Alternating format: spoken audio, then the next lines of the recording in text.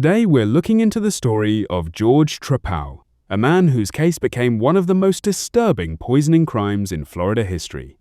Once described as highly intelligent and deeply fascinated by chemistry and crime mysteries, Trepal shocked investigators after being convicted of poisoning an entire family using contaminated Coca-Cola bottles. Decades later, many people are still asking, where is George Trepal now?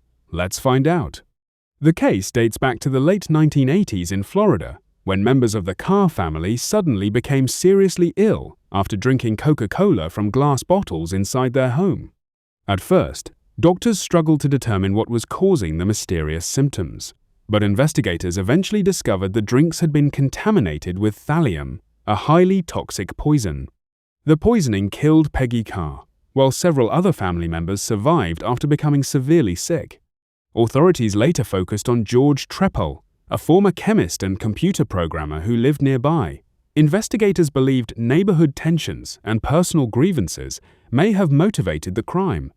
During the investigation, police uncovered chemicals, poison-related materials, and evidence linking Trepal to the contaminated bottles.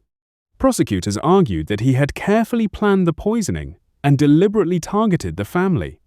In 1991, George Trepal was convicted of first-degree murder, multiple counts of attempted murder, poisoning food and water, and product tampering. He was sentenced to death. Over the years, Trepal filed numerous appeals, continuing to maintain his innocence, but the courts repeatedly upheld his conviction and sentence. So, where is George Trepal now?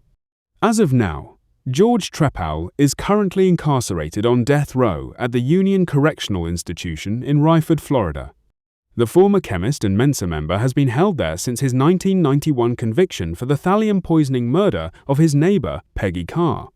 He is considered one of the longest-serving death row inmates connected to Polk County, Florida, and continues to live under maximum security conditions while his case remains part of the state's death penalty system.